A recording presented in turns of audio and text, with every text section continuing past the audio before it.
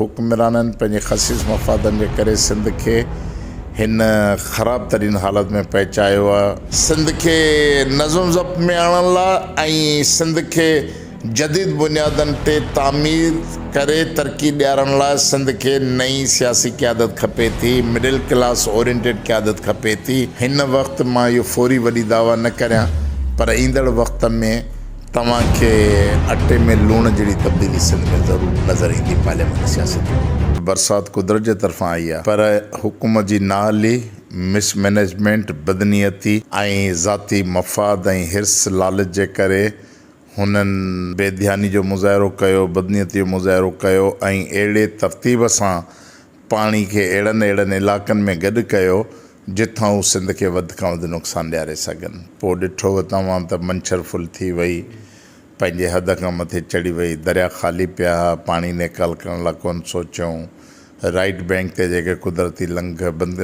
Left bank ते उहे बंदि करे छॾियऊं ऐं जंहिंजे करे पाणी चाढ़े उन हद ताईं वठी आया जो सिंध तक़रीबन हाणे सरकार पाण चवे थी त 24 ज़िला ॿुॾी विया आहिनि। हुक्मराननि पंहिंजे ख़सीस मफ़ादनि जे करे सिंध खे हिन ख़राब तरीन हालत में पहुचायो आहे। माण्हुनि जा पंहिंजा मासूम ॿारड़ा माण्हुनि लुड़ंदे ॾिठा, पंहिंजा कुराड़ा माउ पीउ माण्हुनि लुड़ंदे ॾिठा, घणा जवान हिक ॿिए खे बचाईंदे लुड़ी विया, मरी विया, जेके बेकफ़न थी या दफ़नाया विया। सॼो पाणी आहे, ख़ुश्क ज़मीन कोन्हे जो उन्हनि खे दफ़नाए सघनि, नंबर 1।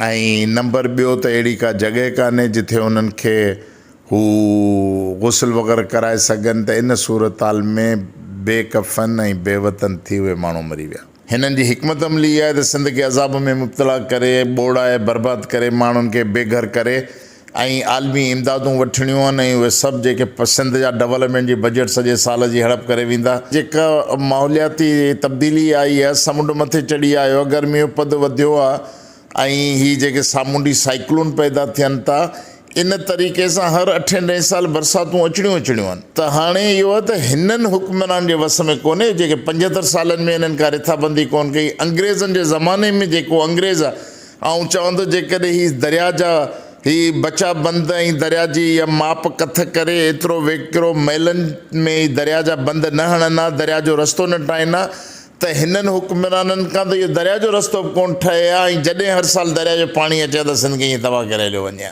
इन करे ज़रूरत हिन ॻाल्हि जी आहे त ॿिॿरनि खां ॿेर घुरणु, हिननि हुक्मराननि खां चङाई जी तवको रखणु ऐं हिननि खां का अहिड़ी रखणु त सिंध जो को इंफ्रास्ट्रक्चर ठाहींदा। तव्हां शहरनि मां ॾिठो, उन्हनि जा DC ऐं SDM वेठा, जेके सिवरेज लाइनूं उन्हनि में हेॾा कटा जेके निकिता आहिनि, जंहिंमें पथर ऐं रेती पई आहे, उहे कटा बि विझी विया। कंहिं विधा? आम माण्हू जंहिंजो घर उहो त कोन विझंदो, हुक्मराननि ई विझराया हूंदा।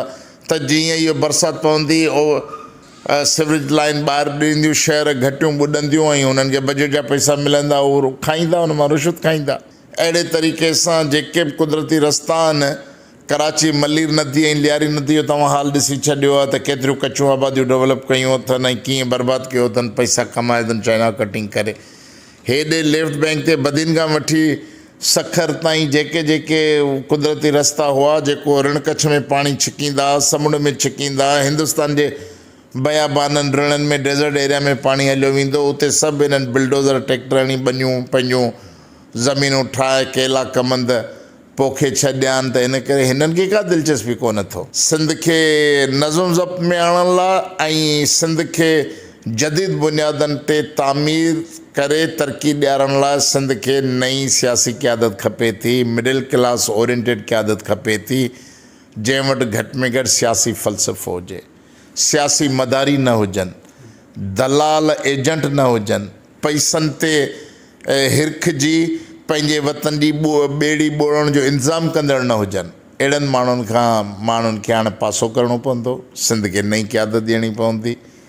ऐं मुंहिंजी इहा अपील आहे त सभु पढ़ियल ॻढ़ियल जेके बि सिंधिया नौजवान शाइरनि, अदीबनि, दानश्वर, साफ़ी, प्रोफेसर, वकील, उस्ताद, जेके माण्हू हिन क़यामत जी घड़ी में सिंधी क़ौम सां गॾु बीठा आहिनि, फलाई कमु कनि पिया, माण्हुनि खे बुख विघे मरण खां बचाइण पंहिंजूं ख़िदमतूं सर अंजाम ॾियनि पिया, उन्हनि सभिनी खे गॾिजी सिंध में सियासी पार्टी खे लॉन्च करणु खपे।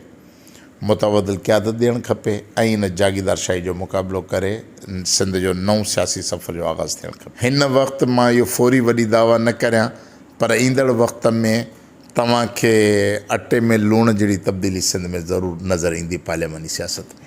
विज़िट कयो अवामी आवाज़ मीडिया ग्रुप जी वेबसाइट awamiawaz.pk